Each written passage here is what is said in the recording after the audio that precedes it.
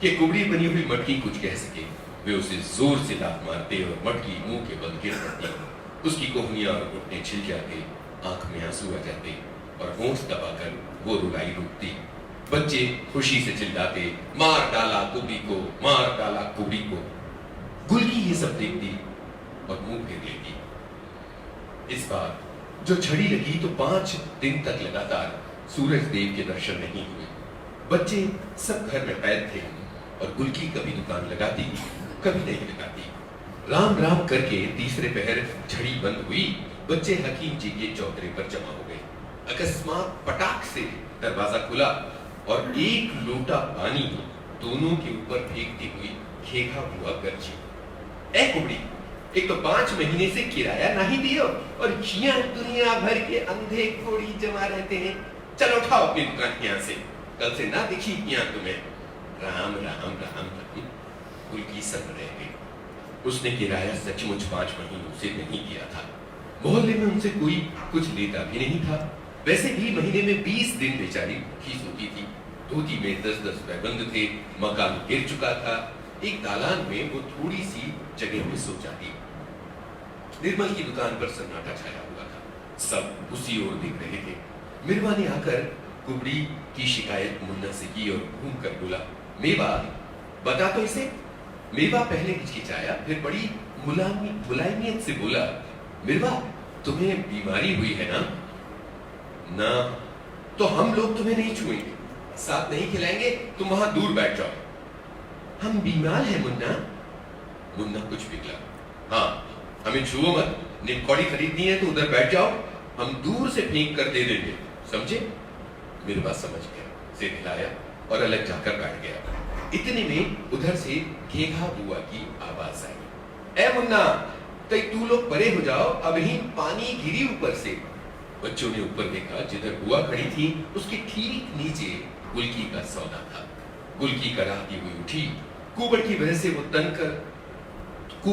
से वो तनकर छत की ओर देख भी नहीं सकती थी। उसने धरती की ओर देखा और ऊपर बुआ से कहा, इधर की नाली काहे खोल रही हो बुआ? उधर की खोलो ना। इधर हमारा, बुआ बोली, काहे उधर की खोली? उधर हमारा चौका है ना, तो इधर हमारा सौदा लगा है ना। अच्छा, बुआ हाथ चमकाकर बोली, सौदा लगा है रानी साहब का, किराया दे के दाई हिया फिर ठाटत है, सौदा लगा है तो हम क्या करी? नाली तो इधर ही खुलेगी, खोलो तो देखें। अकस्मात गुलकी ने तड़प कर कहा, आज तक किसी ने गुलकी का ये स्वर नहीं सुना था। 5 महीने का 10 रुपया नहीं दिया बेशक, पर हमारे घर की धन्नी निकाल के बसंतू के हाथ किसने बेचा? तुमने। पश्चिम की ओर का दरवाजा चिरवा के किसने चलवाया? तुमने। हम गरीब हैं, हमारा बाप नहीं है, सारा मोहल्ला हमें मिलकर मार डालो। हमें चोरी लगाती है, अरे कल की पैदा हुई। वो हमारे गुस्से के खड़ी बोली में बोलने लगी थी। बच्चे चुप थे, वे कुछ कुछ सहमे हुए थे। कुबड़ी का ये रूप उन्होंने कभी न देखा था न सोचा था। हाँ, तुमने, ड्राइवर चाचा, चाची, सब ने मिलकर हमारा मकान उजाड़ा है। अब हमारी दुकान बहा दो, देखेंगे हम भी। निर्मल के भी भगवान है।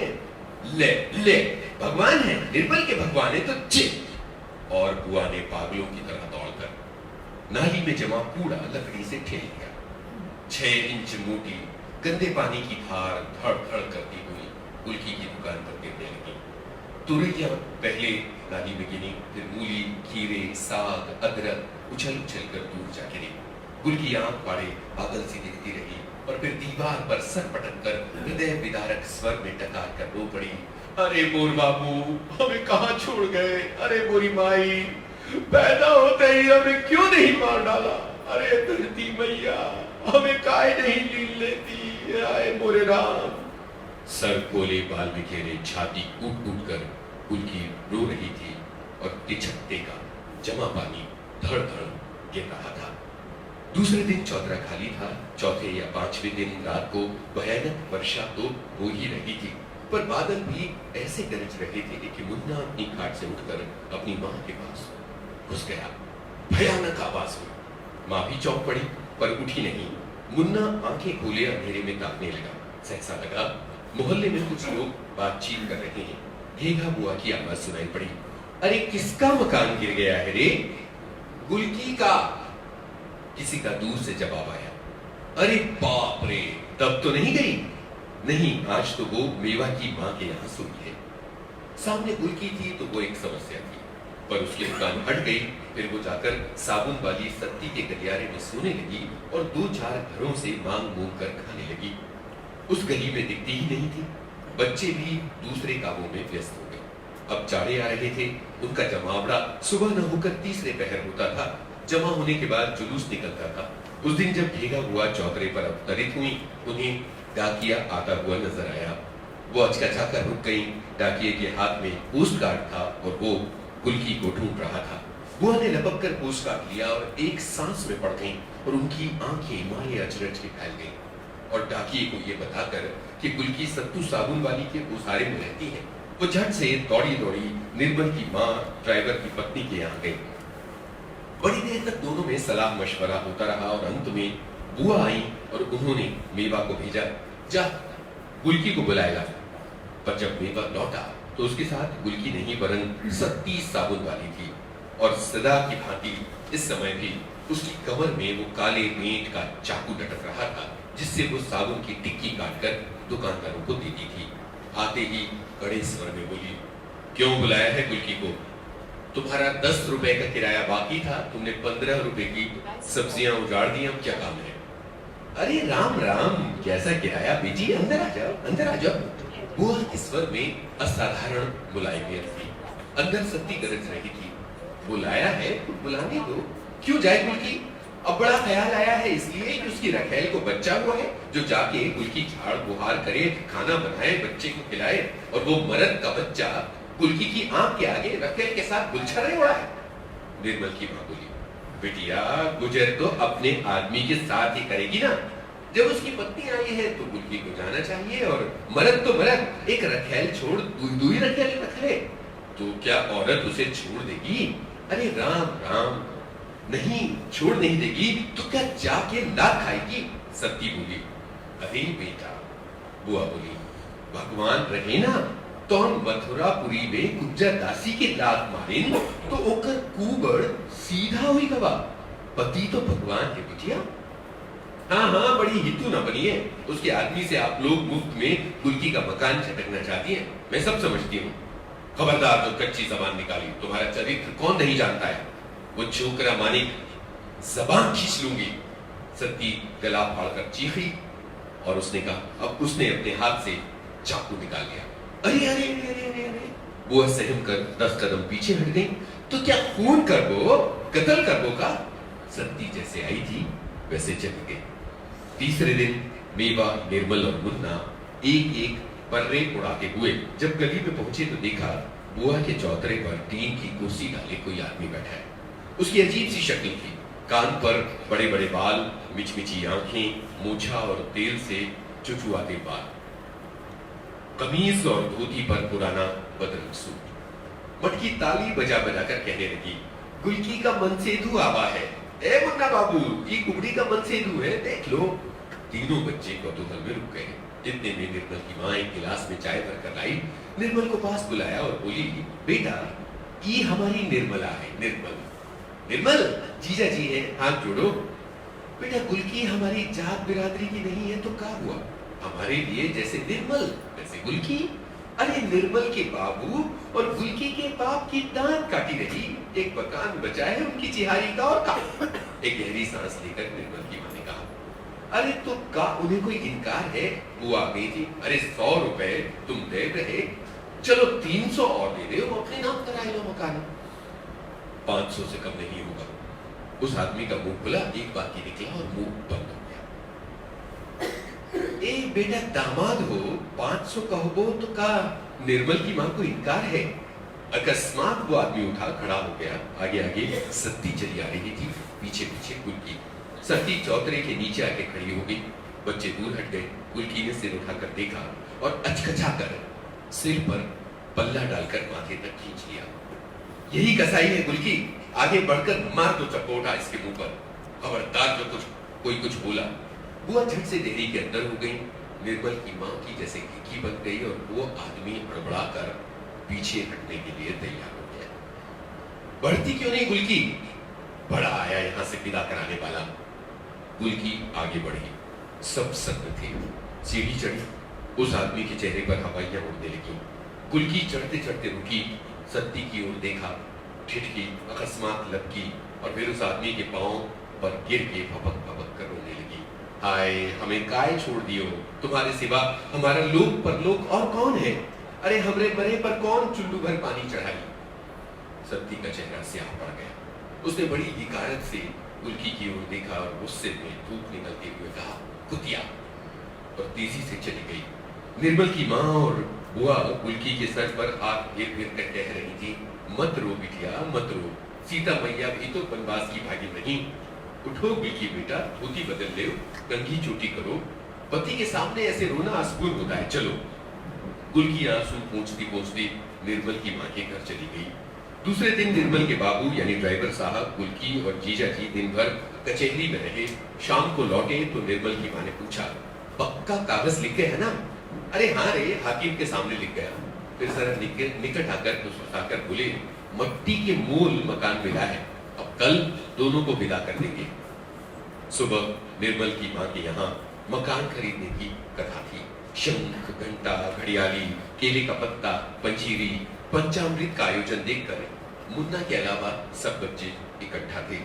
निर्मल की माँ और निर्मल के बाबू पीढ़े पर बैठे थे। गुलकी एक पीली धोती पहने माथे तक घूंघट काढ़े सुपारी काट रही थी और बच्चे झांक झांक कर देख रहे थे। मेवा ने पहुंचकर कहा, ए गुलकी, जीजा जी के साथ जाओगी क्या? कुबड़ी ने झेप कर कहा, ठिठोली करता है।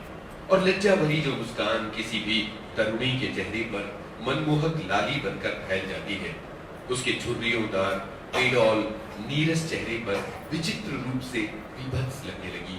उसके काले पपड़ीदार होंठ सिकुड़ गए, आंख के कोने मिचमिचा उठे और अत्यंत कुरुचिपूर्ण तरीके से उसने अपने पल्ले से सिर ढक लिया और पीठ सीधी कर जैसे कुबड़ को छिपाने की कोशिश करने लगी। मेवा ने सुना वो आदमी बुआ से कह रहा था, इसे ले तो जा रहे हैं, लेकिन इतना कह देते हैं आप उसे समझा दें, रहना है तो दासी बनकर रहे, न दूध की न ऊंट की, हमारे कौन काम की। पर हाँ, औरतिया की सेवा करे, उसका बच्चा खिलावे, झाड़ू बुहारू करे तो 2 रोटी खाई के पड़ी रहे। पर कभी उसने जबान लड़ाई, उसका बच्चा, पर कभी उसने जबान लड़ाई, हमारा हाथ बहुत जालिम है।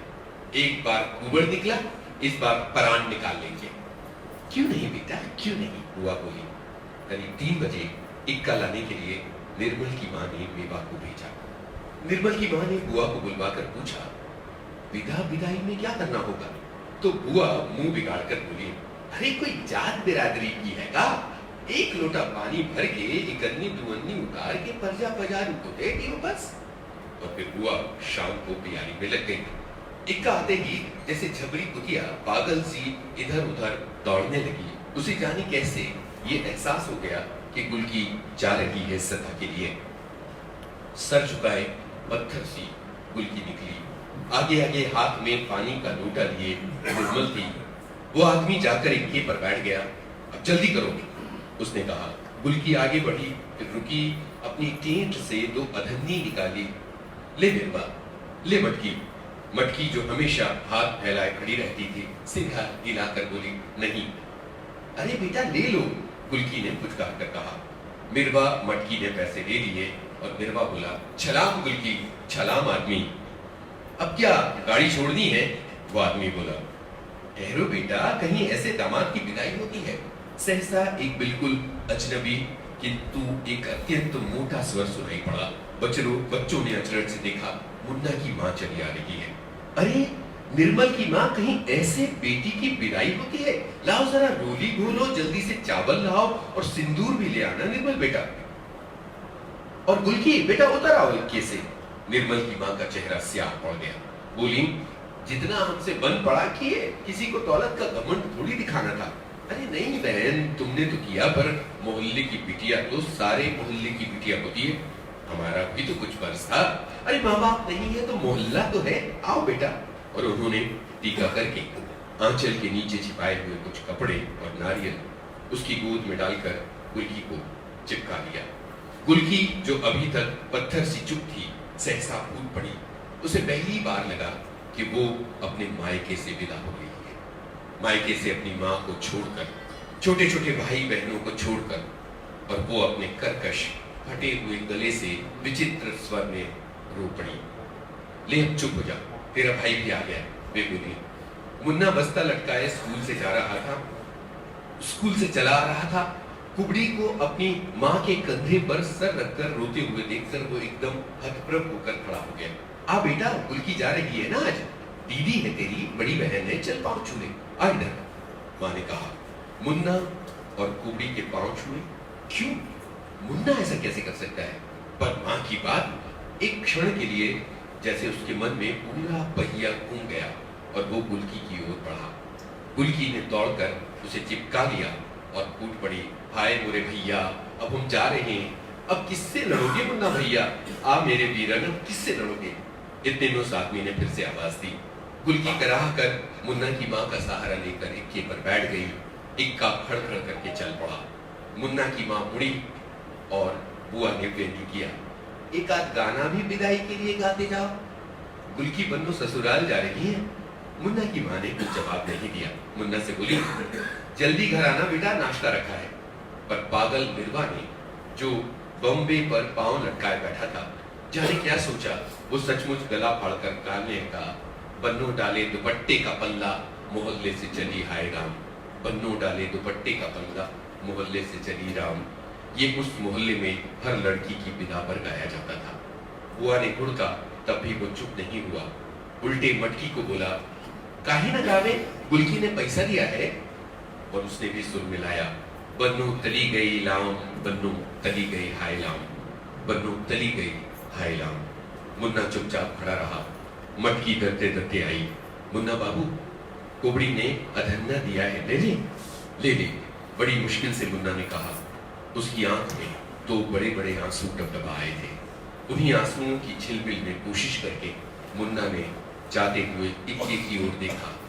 गुलकी आंसू पोंछते हुए पर्दा उठाकर मुड़ मुड़ कर देख रही थी। मोड़ पर एक धचके से इक्का मुड़ा और फिर अदृश्य हो गया। सिर्फ छबरी सड़क तक इक्के के साथ गई और फिर लौट गई।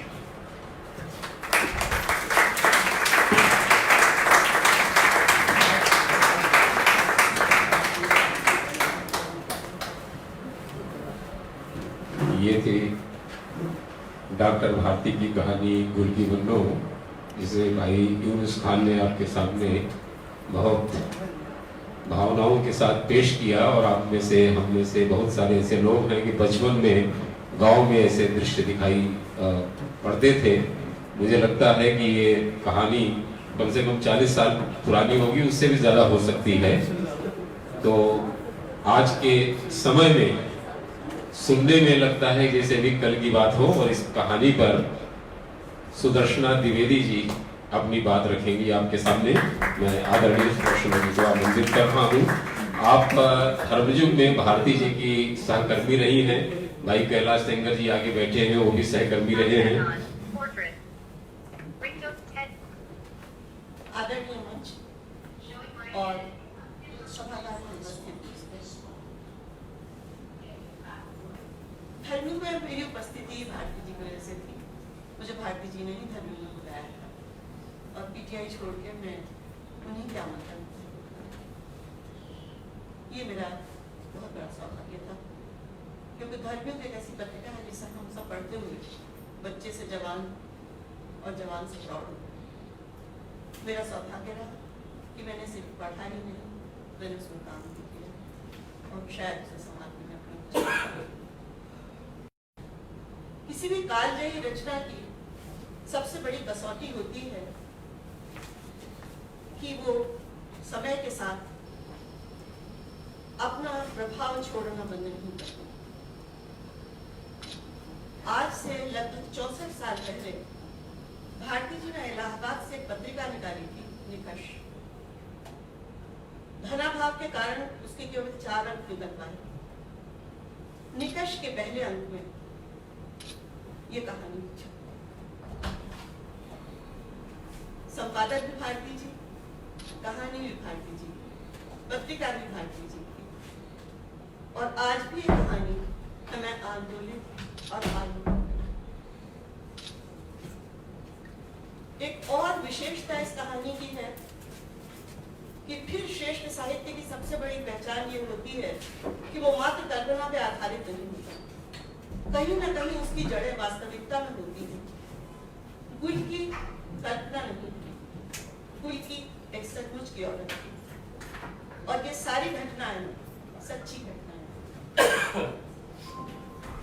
भारती जी की जब बात उठती है तो उनके लिए एक शब्द दिमाग में आता है, जिसके लिए मुझे हिंदी में क्योंकि समानार्थी शब्द नहीं मिल रहा, तो मैं अंग्रेजी का शब्द इस्तेमाल करूंगी, एलीट।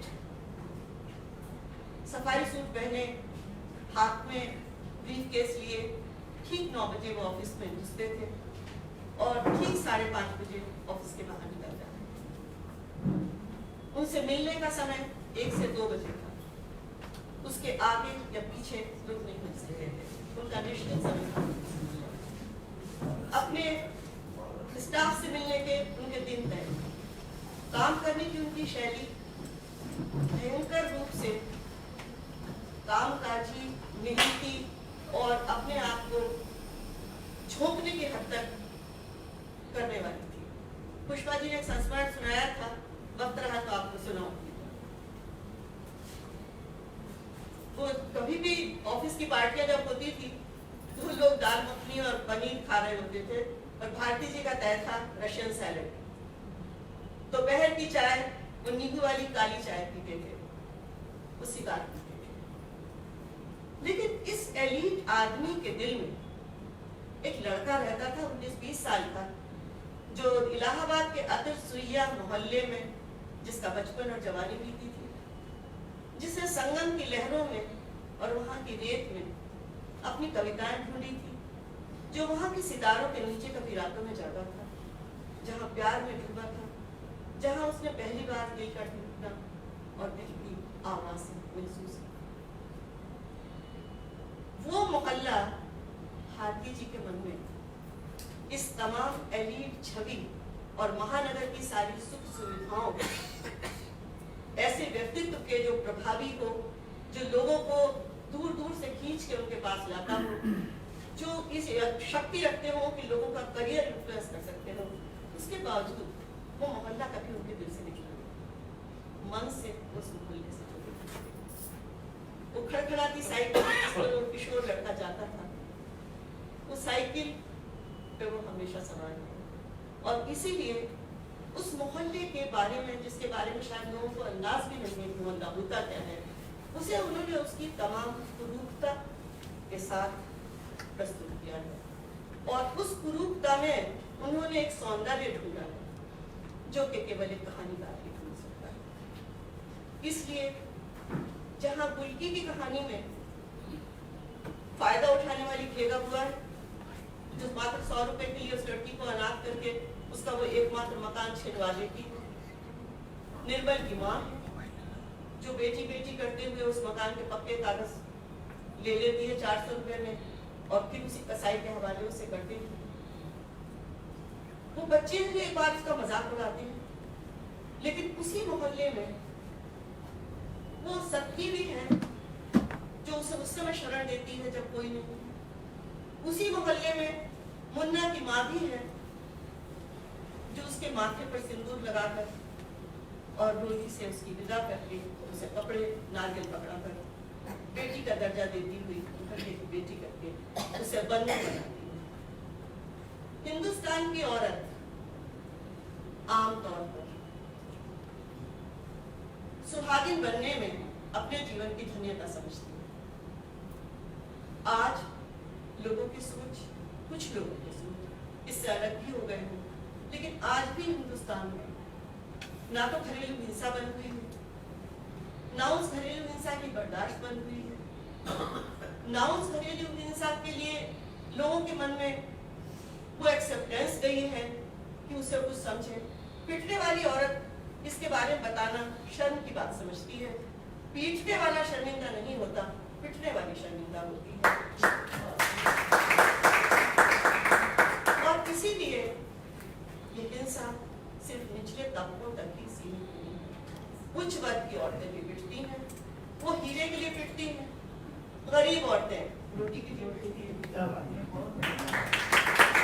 लेकिन पिटती है। और पिटाई सिर्फ हाथ पैर से ही नहीं होती, एक मानसिक प्रताड़ना होती है, एक नीचा दिखाया जाना होता है, एक आपको हमेशा दोयम दर्जे का नागरिक महसूस कराना होता है, एक ये महसूस कराना होता है कि तुम्हारी सलाह, तुम्हारा सोच, तुम्हारा विचार कोई मतलब नहीं रखता। किसी भी व्यक्ति को अगर आप नीचा दिखाना चाहें तो उसे रिडंडेंट बना दें। वो विचारधारा आज 64 साल बाद भी, जुलाई 1955 में ये कहानी, 1965 में कहानी छपी थी, तो आज 64 साल बाद भी ये धारणा समाज से भारती जी की कलम का जादू भी है और ये इस देश का दुर्भाग्य भी है कि आज भी ये कहानी उतनी ही सामयिक है जितनी तब थी जब थी। आज भी औरत को जब समाज से हर तरफ से उसे प्रताड़ना मिलती है तो उसे लगता है कि 4 आदमियों से थप्पड़ लाते खाने से अच्छा है कि मैं एक आदमी की लात खाकर ही बैठी हूँ। उसकी चुने क्या, जो आर्थिक तौर पर स्वतंत्र नहीं है और जो आर्थिक तौर पर भी स्वतंत्र है वो मानसिक तौर पर परतंत्र है, क्योंकि क्या उसकी स्थिति समाज में होती है। आज भी अकेली औरत, वो विधवा हो, वो परित्यक्ता हो, वो कुंवारी हो, आज भी उसे समाज शक की नजरों से देखता है। कोई औरत अपने आप में संपूर्ण हो सकती है, ये विचार उनके गले से नीचे नहीं आता और इसलिए वो किसी न किसी पुरुष की छाप तलाशती है, एक चुटकी भर सिंदूर में अपने जीवन का अर्थ ढूंढती है और ऐसे पति को भी स्वीकार करने के लिए अभिशप्त होती है जो उसकी पीठ पर लात मार दे, उसे उगड़ी कर दे और समाज उसे कृष्ण कहे और उसे पूजा के साथ। कुल की बन्नो एक सार्थक कहानी है, क्योंकि ये हमारे मनों के कलुष और हमारे मनों की कुचिता दोनों को सामने लाती है। ये हमें आईना दिखाती है कि समाज चाहे तो बहुत ऊंचा हो सकता है और चाहे तो बहुत नीचे गिर सकता है। ये बताती है कि सब पूरी दुनिया में सिर्फ वो नहीं है जो हम एक महानगर के एक कमरे में बैठ के अपने घर में आराम से बैठ के सोचते हैं। बहुत बहुत गर्म, बहुत गर्मी, बहुत कीचड़, बहुत कुछ ऐसा यहाँ है जिसे हमारी जरूरत है, हमारे सोच की जरूरत है, बदलाव की जरूरत है। और इस बदलाव को, इस सोच को अगर इस कहानी का पुनः पाठ फिर से हमारे किसी भी मन में जगा सका तो मैं समझूंगी कि इसका आज का पाठ भारती जी के लिए सच्ची श्रद्धांजलि।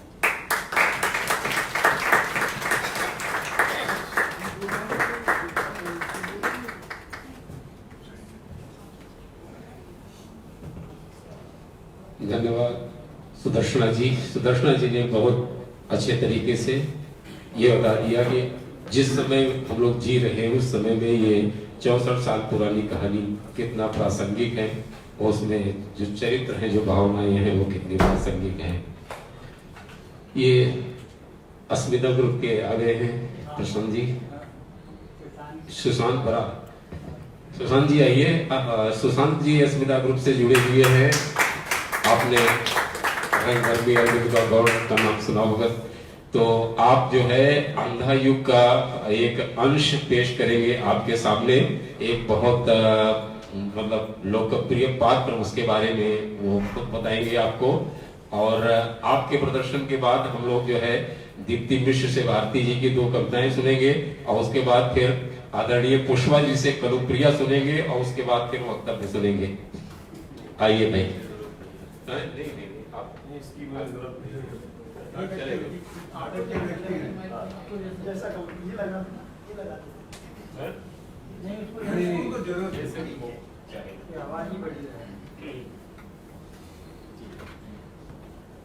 ये मेरा धनुष है, धनुष अश्वत्थामा का, जिसकी प्रत्यक्षा खुद द्रोण ने चढ़ाई थी। आज जब मैंने दुर्योधन को देखा, निशस्त्र दीन आंखों में आंसू भरे, मैंने मरोड़ दिया अपने इस धनुष को कुचले हुए सांप सा भयावह किंतु शक्तिहीन मेरा धनुष है।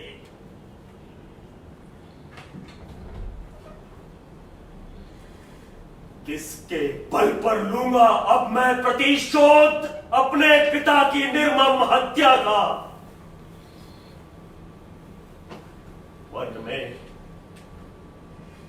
इस भयानक वन में भी भूल नहीं पाता हूं मैं। कैसे सुनकर युधिष्ठिर की घोषणा कि अश्वत्थामा मारा गया, शस्त्र रख दिए थे गुरु द्रोण ने रण की भूमि में, उनको थी अटल आस्था युधिष्ठिर की वाणी में। पाकर निहत्था उन्हें पापी धृष्टद्युम्न ने अस्त्रों से खंड खंड कर डाला था। मेरे भूल नहीं पाता हूं मैं। मेरे पिता थे ऐ पराजय, अर्ध सत्य से ही युधिष्ठिर ने उनका वध कर दिया। उस दिन से जो मेरे अंदर शुभ था, कोमलतम था, उसकी भ्रूण हत्या युधिष्ठिर के अर्ध सत्य ने कर डाली। धर्मराज होकर वे बोले नर या कुंजर, मानव को पशु से उन्होंने पृथक नहीं किया। उस दिन से मैं हूं पशु मात्र, अंध बर्बर पशु, किंतु आज मैं भी एक अंधी गुफा में हूं भटक गया। दुर्योधन सुनो, सुनो द्रोण सुनो, मैं ये तुम्हारा अश्वत्थामा, कायर अश्वत्थामा शेष हूं अभी तक। जैसे रोगी मुर्दे के मुख में शेष होता है गंदा कफ, बासी दूध, शेष हूं अभी तक मैं। आत्मघात कर लूं इस नपुंसक अस्तित्व से छुटकारा पाकर भी यदि मुझे डिग्री नरकाग्नि में भी उबलना पड़े तो भी इतनी पीड़ा ना हो।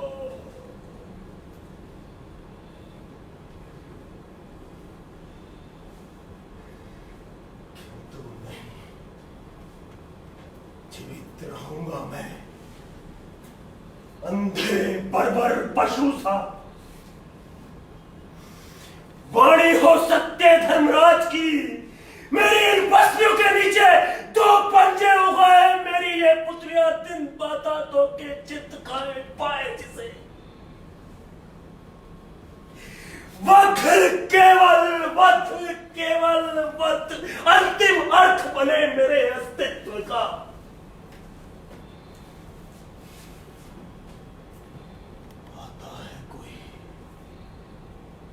पांडव योद्धा है, अकेला निहत्था, पीछे से छुपकर करूंगा वार इस पर।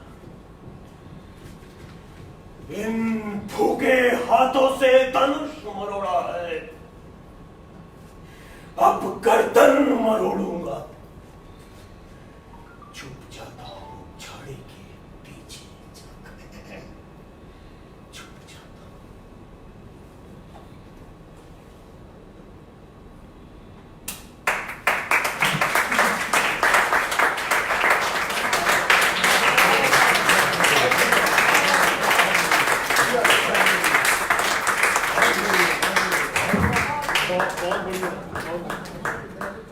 बहुत अच्छा सुशांत जी, बहुत अच्छी प्रस्तुति आपकी। दोस्तों, जो लोग रंगमंच से जुड़े हैं जानते हैं पूरे देश में अंधा युग एक ऐसी किताब है जिसे पढ़ पढ़ करके कितने लोगों ने रंग कर्म सीखा है। खन्ना साहब, थोड़ी सी आपकी मदद की जरूरत है, आइए। ये इसका जो आपने टेप लपेटा है, देखिए अगर निकल सके। आदरणीय पुष्पा जी बैठ करके पढ़ना चाहती हैं। हाँ, 1 मिनट में देता हूँ। पाठक जी वहीं से बैठे बैठे श्रोताओं कुछ फोटो खींचिए, बड़े अच्छे अच्छे श्रोता है, खींच लिया। तो 1 मिनट का उपयोग करें। 1 मिनट का उपयोग करें। जी जी। तो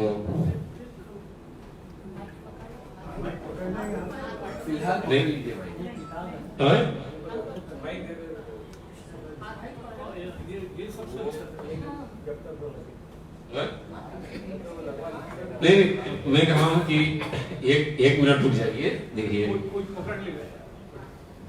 देखिए उनको आने दीजिए, कोई बात नहीं है।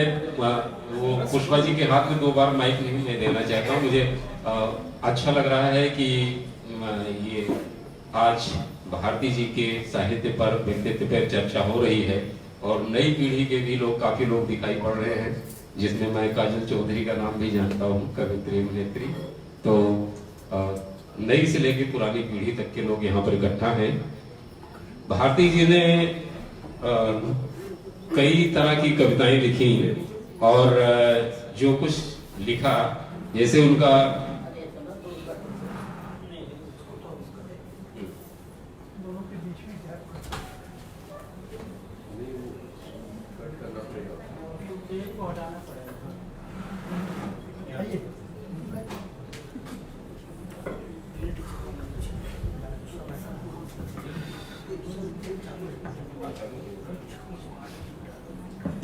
Hello, 1 2 3 4. My testing check, please.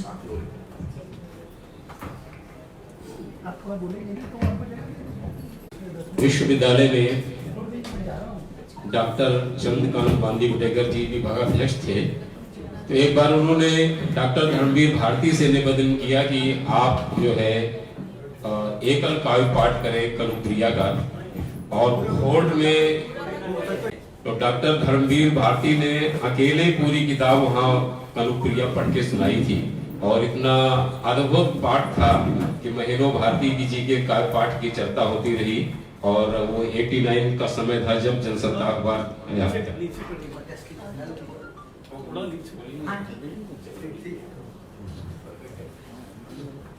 तो आप में से कई लोगों ने डॉक्टर धर्मवीर भारती के मुंह से भी कनुप्रिया सुनी होगी और आज आदरणीय पुष्पा भारती जी से कनुप्रिया सुनिए। आप जितना मन हो दीदी उतना सुनाइए।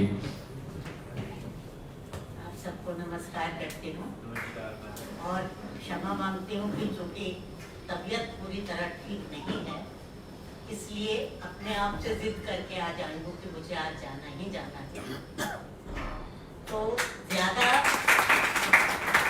प्रसन्नता थोड़ी सी अंदर से इस बात की भी थी कि यहाँ का एक अनुशासन जानती थी कि अगर ज्यादा बोले तो तुरंत देवमणि माई के वहां खड़े हो जाएंगे और बस इसका इशारा हो जाता था। तो यही वाली बात मन में थी, तो मैंने ये सोच लिया था कि मैं आराम से जा इसलिए सकती हूँ कि मुझे ज्यादा बोलने की जरूरत ही नहीं पड़ेगी, थोड़ा सा सुनाकर आ जाऊँ। मगर अभी ये आदेश हुआ कि मैं कनुप्रिया में से ही सुनाऊं। कनुप्रिया का जिक्र भी देवमणि ने किया कि किस तरह भारती जी ने स्वयं पढ़ा था। खैर ये बात मैं आप लोगों को बाद को बताऊंगी। मैं तो जो बात एक सोच करके बताने के लिए आई थी वो आपको उसी तरह बताऊं। जब इस चीज का निमंत्रण आया था कि आज ऐसे ऐसे कार्यक्रम होना है, तो अभी सच में हरीश ने जो बताया कि मैंने ये कह दिया था, हाँ जरूर करो भारती जी तो सबके, तो ये तो इनसे कह दिया था क्योंकि मैं अधिकतर यही वाला वाक्य सबसे कह दिया करती हूँ। मगर सच्ची में बात यह है कि मेरे जीवन का सचमुच मोटो यही रहा है। मैंने विष्णु प्रिया जब पढ़ी थी मैथिली शरण गुप्त की, उस पुस्तक में अगर आप लोगों को याद हो तो उसमें एक वाक्य आता है कि विष्णु प्रिया कहती है कि मेरे प्रभु सबके हो, मैं केवल उन्हीं की। तो ये तो मैं अपने जीवन का ही पूरा इसी तरह जिया है तो ये बात यूं ही नहीं कही थी, सचमुच कहनी। लेकिन ये वाली बात कहने के बाद मुझको एक बात याद आती रही कि कैसा एक अजब संयोग हुआ है मेरे साथ कि भारती जी के साथ मेरा जीवन 42 साल मेरे साथ रहे और इतनी अजब एक मुझे ऐसा एक प्रसंग याद आया, बात मिली कि मुझे लगा था कि आज केवल वही बात आप लोगों को बता करके मैं अपना प्रोग्राम समाप्त कर दूंगी। तो वो बात मैं पहले बताती हूँ, उसके बाद अगर तबीयत सुधरी हुई रही तो कभी प्रयास होगा। देखिए ऐसा था कि सन 55 में भारती जी मेरे जीवन में आए और उसके बाद जो मुझसे लेकर के संबंधित कुछ उन्होंने लिखा, वो कैसे अजीब तरीके से 42 बरस की बात बन गई कि मुझ पर लिखी पहली कविता और मुझ पर लिखी अंतिम कविता भारती जी के जीवन की अंतिम कविता बन, उसके बाद फिर और कोई कविता नहीं लिखी। तो पहली कविता का इसलिए महत्व बन जाता है कि 42 बरस इस बीच गुजरे जब वो कविता लिखी गई और भारती जी के जीवन का अंत हुआ 42 बरस। तो इस तरह मैं आपको पहले वो वाली कविता सुनाई देती हूँ जो भारती जी ने मुझ पर लिखी थी, मुझे लिखा। तब मैं ऐसी नहीं थी, बड़ी दुबली पतली सी हुआ इसलिए उसमें जो कुछ आपको मिलेगा उससे बिल्कुल अलग हूँ। तो आप कल्पना कर लीजिएगा कि तब वैसी नहीं होगी। वो फोटोज देखें तो भारती जी ने एक कविता लिखी थी जिसका शीर्षक था एक छवि। तो वो एक छवि कविता में पहले आपको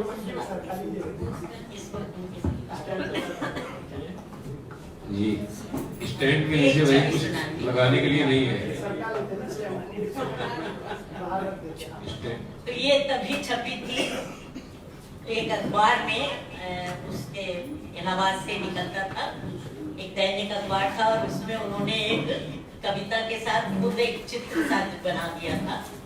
तो वो तो आपको अभी नहीं दिखा सकूंगी, कभी मौका मिला तो दिखाऊंगी। तो आप उस कविता को सुनिए। वो कविता थी शीर्षक एक छवि।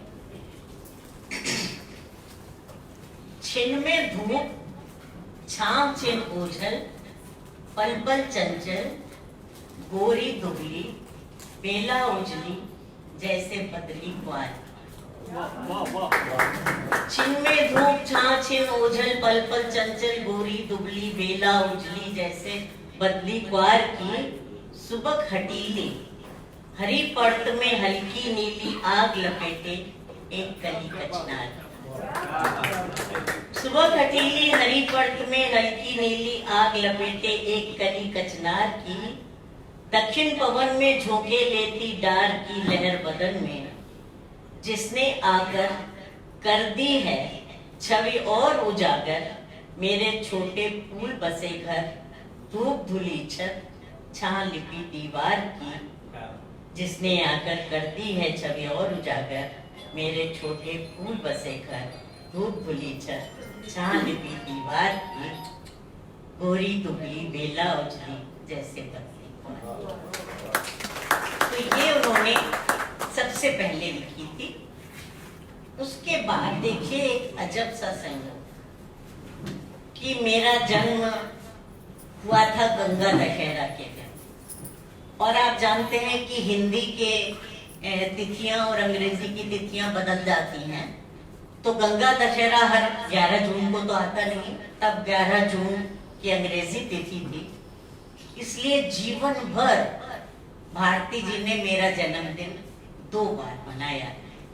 पहला दशहरा गंगा दशहरा के दिन और 11 जून के दिन।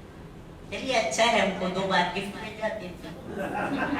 तो लेकिन वो बड़े शौक से, पता नहीं उनको क्या सोचती थी, बेहद शौक से बाजार कई दिनों तक घूम घूम करके छांट छांट के कोई बड़ी अनोखी चीज खरीद के लाते थे। और वो चीज संबंधित होती थी केवल हमारे या तो पहनने की कोई श्रृंगार की।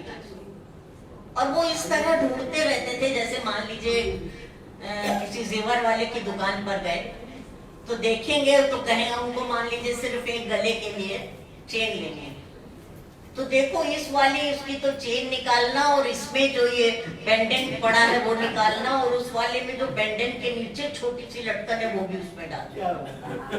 इस तरीके से बता बता के अपने ओरिजिनल उसमें से लाना, इस तरीके से वो किया करते थे, बड़े शौक से करते। क्या होता है कि 1997 की बात है जिस उनकी दुनिया छोड़ रही थी, तो 11 जून पड़ी, ले आए, अभी नहीं, गंगा दशहरा पहले थोड़ा था, गंगा दशहरा बीत गया, जन्मदिन मना लिया, 11 जून थी और वो बहुत बीमार हो चुकी थी। आप लोगों को मालूम है 97 की 4 सितंबर को वो गुजर गए, और ये बात है 11 जून की, उसी वर्ष की। तो मैं तो दिन भर अपने घर के कामकाज में भी लगी रही। शाम को जब मैंने जाके देखा तो बहुत उदास से खाली छत को देख रहे थे। मैंने क्या हुआ, क्या बात है? कह रहे कुछ नहीं। देखा कि थोड़ा सा आंख भी गीली है। भारती जी क्या तुमने बताया कि क्या हो गया? अच्छा एक मजे की बात है, वो मुझे हमेशा आप कहते थे और मैं तुम कहती। और शादी के पहले जो था वो कुसनिया कुछ दुनिया भर का और तू से बात हो जाए। जिस दिन शादी हुई उसके बाद आप हुई तो जिंदगी भर के लिए आप, ठीक? तो कहने लगे कि नहीं कुछ नहीं है, आज आपका जन्मदिन है। तो मैंने कहा फिर इसमें रोने की क्या बात है भैया? तो कहने लगे नहीं, हम हर साल जाते थे बड़े शौक से, कुछ न कुछ जीवन भर लाते रहे हैं, और उस दिन वो बीमार बहुत बीमार थे, हम कुछ बाजार जा नहीं पाए, ला नहीं पाए। तो मैंने बोला इसमें क्या तकलीफ की बात है, अभी कौन सा, अभी तो शाम का ही वक्त है, बाजार जाने का समय, पैसा दो मैं ले आती हूँ तो दे देना। तो कहने लगे नहीं ऐसे थोड़ी। तो मैंने कहा बहुत अब अपने तरीके से समझाती रही, दादा देती रही, लेकिन उदास थे, उदासी। उसके बाद रात हुई, वो अपने कमरे में, स्टडी रूम उनका अलग था, हम लोग का बेडरूम अलग था। शाम को आते हैं जब सोने के लिए तो कहने लगे वहां कुछ रखा है तुम्हारे लिए, ले आना। कहाँ? टेबल पर रखा है। अच्छा ले आते। तो हम तो बड़ी खुशी खुशी गए थे, जाकर के देखा एक कागज में कुछ कागज रखा था और उसके ऊपर पेपर वेट रखा हुआ था। तो हम समझ गए यही होगा। तो मैंने कागज देखा और सचमुच में मैं रो पड़ी। इससे ज्यादा बड़ी चीज मुझे गिफ्ट में कोई दे ही नहीं सकता था, वो खुद नहीं दे सकते थे, तो उन्होंने दिया। तो उस कागज में जो लिखा हुआ था वो मैं आपको पढ़कर सुनाती हूँ, और वही उनके जीवन की भी अंतिम कविता है। उन पर रिसर्च करने वाले विद्यार्थी जान लें कि ये उनके जीवन की लिखी हुई अंतिम कविता है। उस कविता का शीर्षक है सफरनामा। सफरनामा शीर्षक से उन्होंने कविता लिखी है। उसमें लिखा, देखिए वो नई कविता जिस जमाने में चली थी तब के ही लोगों में लिखी, वही लोग नई कविता के शुरू करने वालों में से रहे हैं परिवार में। तब उसी समय के साहित्यकारों ने ये नई कविता की शुरुआत की थी। सफरनामा। मैंने घर छोड़ा, ओढ़ा देश निकाला, जाने किसकी तलाश में अलख जगाया, वीराने छाने जंगल जंगल भटका, पागलपन मुझ पर बीहड़ राहों का था, इस पागलपन के जाने क्या थे माने। मैंने घर छोड़ा, ओढ़ा देश निकाला, जाने किसकी तलाश में अलग जगाया, वीराने छाने जंगल जंगल भटका, पागलपन मुझ पर बीहड़ राहों का था, इस पागलपन के जाने क्या थे माने। सब समझे मैं हूँ नए गगन का पात्र। नई कविता सब समझे मैं हूँ नए गगन का पाखी, सब समझे मैं कुछ नया ढूंढ कर लाया। सच तो ये है मैं आज बता दूं सबको, सच तो ये है, मैं आज बता दूं सबको, मैं पंख पसार उड़ा जितनी दूरी तक, वो सारा क्षितिज तुम्हारी बाहों का था। मैं पंख पसार उड़ा जितनी दूरी तक, वो सारा क्षितिज तुम्हारी बाहों का था। इन होठों से जितना जो कुछ रस पाया, उसको ही अपना गीत बनाकर गाया। अब शाम उतर आई है, अब शाम उतर आई है, पथ धुंधलाया, धीरे धीरे उदास अंधियारा छाया, राहें पगडंडी सब होती जाती हूँ। अब शाम उतर आई है, सब पथ धुंधलाया, धीरे धीरे उदास अंधियारा छाया, राहें पगडंडी सब होती जाती गुम। अब मेरे और करीब चलो तुम, जिस मन की मधुराई तन की उजराई मुझको संभाल कर इस मुकाम तक लाई, वो कदम कदम करती उजियार चलेगी, ये यात्रा जन्म जन्म के पार चलेगी। ये यात्रा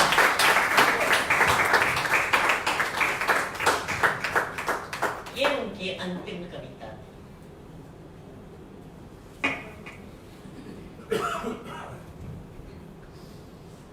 अभी आप का आग्रह था, इसके पहले भी कह चुके थे मुझे हरीश देवमणि भी कह चुके थे कि आप कनुप्रिया में से जरूर कुछ सुनाइएगा। अब कुछ माहौल भी थोड़ा सा ऐसा बन गया है, मेरा मन भी कुछ ऐसा बन गया है कि कनुप्रिया की 2-3 कविताएं मैंने छांट कर लाई थी कि उनमें से सुनाऊंगी।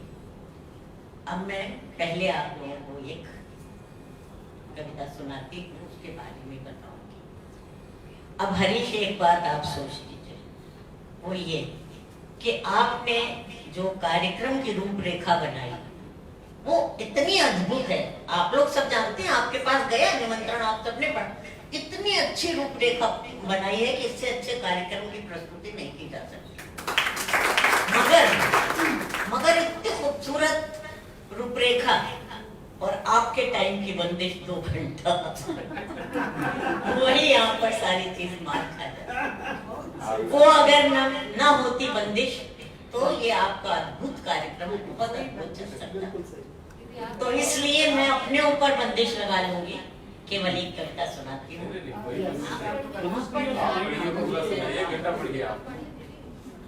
आप सुनिए उस कविता के, वो कविता के बारे में आपको बता दूं, नई बात पता चलेगी, किसी को आज तक बताई नहीं है, लेकिन मुझे कोई संकोच नहीं हो रहा क्योंकि यहाँ जितने लोग बैठे हैं सब भारती जी को प्यार करने वाले बैठे हुए, उनके सामने मैं बता सकती।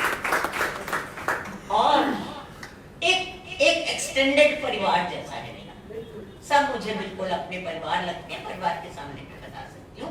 और बताने का दम इसलिए मेरे करेगा कि जो अभी देवमणि ने बताया था कि चंद्रकांत बांडीवडेकर के ऊपर, तभी मेरे मन में सूझा था, बता दूं कि देवमणि ने बताया कि चंद्रकांत बांडीवडेकर जी ने भारती जी का पाठ करवाया था।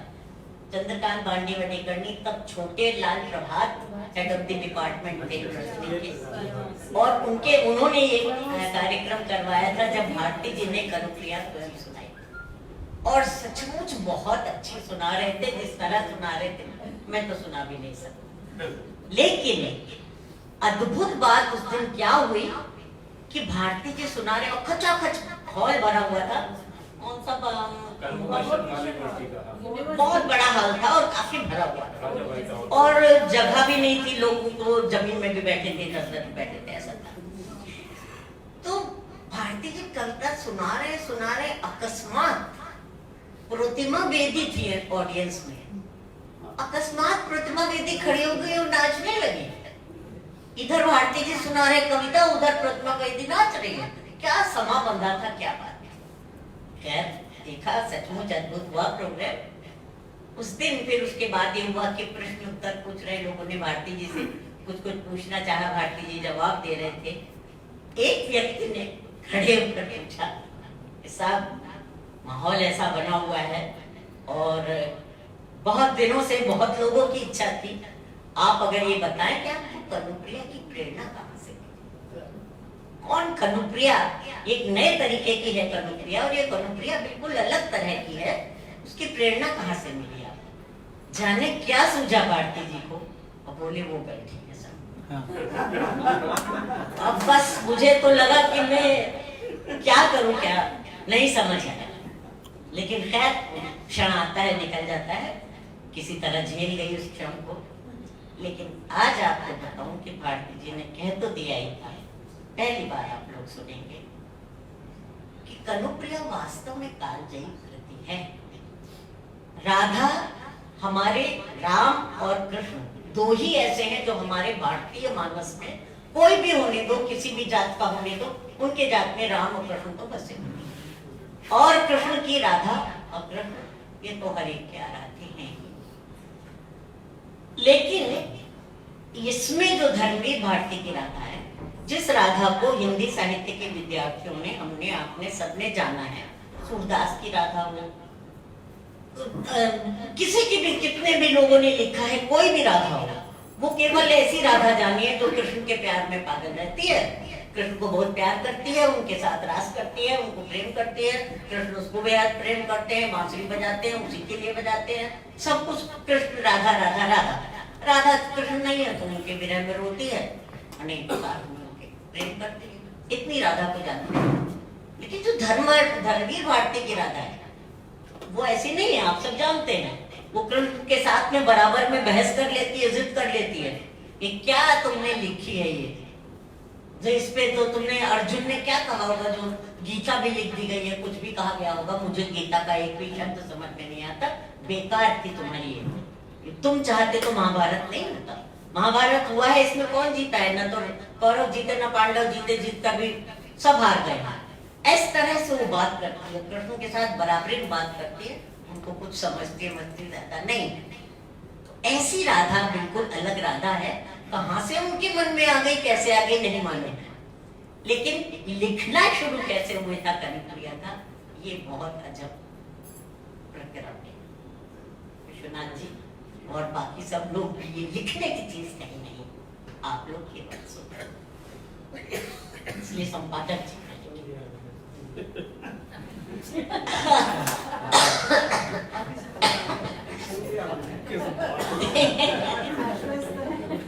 देखिए, मैं कलकत्ते में पढ़ाती थी, शिक्षायतन कॉलेज में पढ़ाती थी, बहुत बच्चियां बड़ा प्यार करती थी, वहाँ बड़ी खुश थी।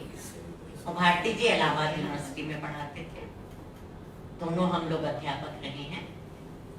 और भारती जी प्रतिदिन एक पत्र लिखा करते थे, किसी किसी दिन 2 खत भी लिख देते थे नियम से।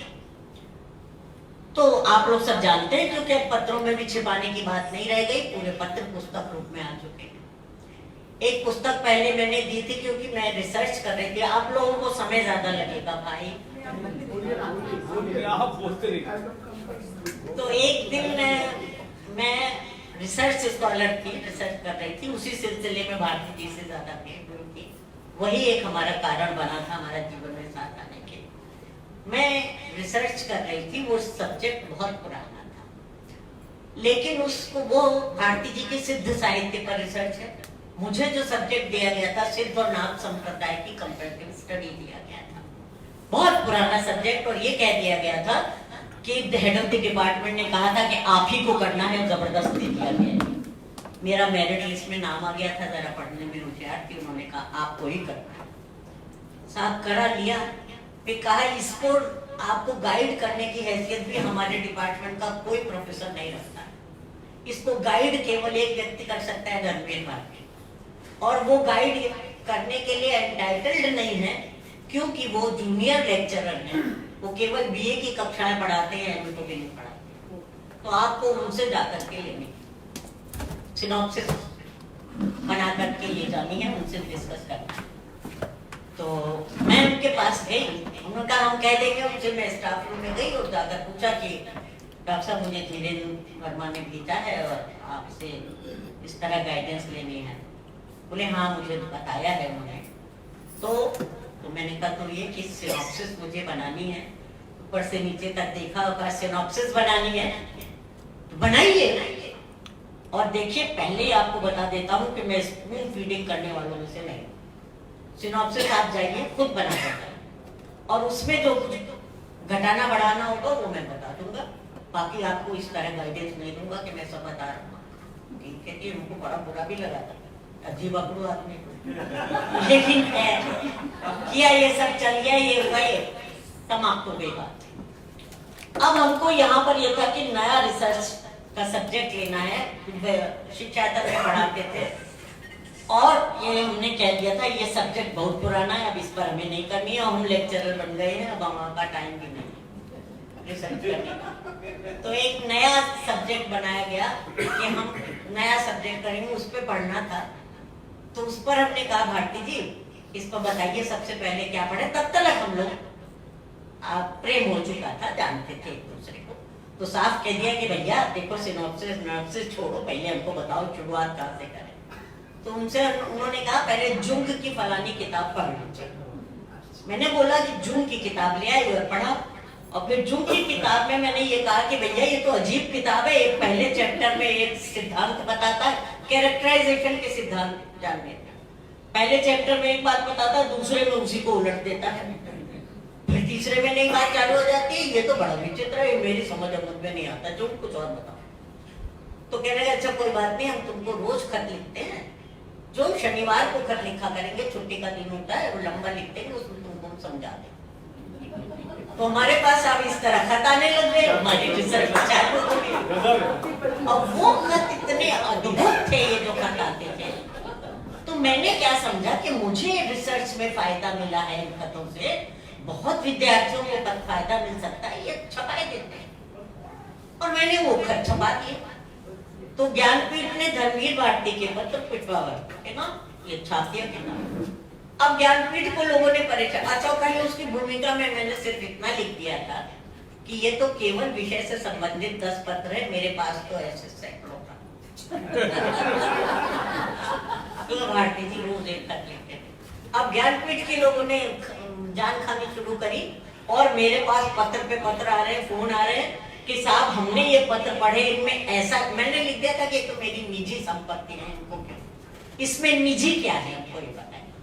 और ये पत्र हैं, ये केवल आपके निज के नहीं रहे, वही वाली बात आ गई, मेरे प्रभु सबके हुए। ये तो हमारे भी लिए है, ये तो साहित्य का पीस है, लिटरेचर है, और लिटरेचर पर आपका अधिकार नहीं है, हमारे ऊपर अधिकार, हमारा है पाठक का अधिकार है। ठीक है, मैंने कहा चलो दे देते। वो भी सारे खत मैंने दे दिए, सारे खत दे दिए। तो उन्होंने क्या किया, वो तो अलग कहानी है, वो सब मैंने बता दी। बहरहाल खत छप गए थे। अभी क्या होता है कि हरियाली तीज उस दिन जिस दिन खत, हरियाली तीज में झूला पड़ता है, भाई लोग अपनी बहनों को झूला डाल करके हिलाते हैं। मैं कलकत्ते में अपने जिस घर में खड़ी थी उसके सामने झूला पड़ा था, भाई बहन को हिलाते। तो मैंने भारती जी को खत में लिखा, अब रोज लिखते थे, रोज लिखने के बाद मैंने कहा कि लेकिन एक बात नहीं है, आज हरियाली तीज है, कायदे से तो मुझे अपने भाइयों की याद आनी चाहिए। मेरे भाई बहुत अच्छा झूला झूलाते थे, हम लोग झूलते थे, नीम का पेड़ था उसको डाला जाता था। तो पर भाई याद ना आकर के तुम मुझे याद आ रहे हो, कौन हो तुम मेरे, खाली चिट्ठी में ये लिखी है भैया। तो उन्होंने खत में जो मुझको जवाब लिख करके भेजा, वो कन्नुप्रिया की पहली वो वाला खत लिखना था कि भारती जी को सूझ गया कि अरे हम तो राधा को इस रूप में भी सोच सकते हैं, और इस तरीके से वो कविता बनी है, और वही आधार है आपके कन्नुप्रिया को। तो आपको मैं केवल वो कविता सुनाई देती हूँ,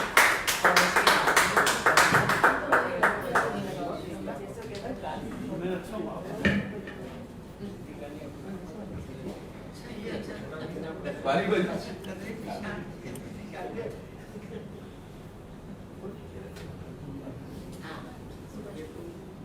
मैं लिखा तुम मेरे आंट हो, जरा पानी पीने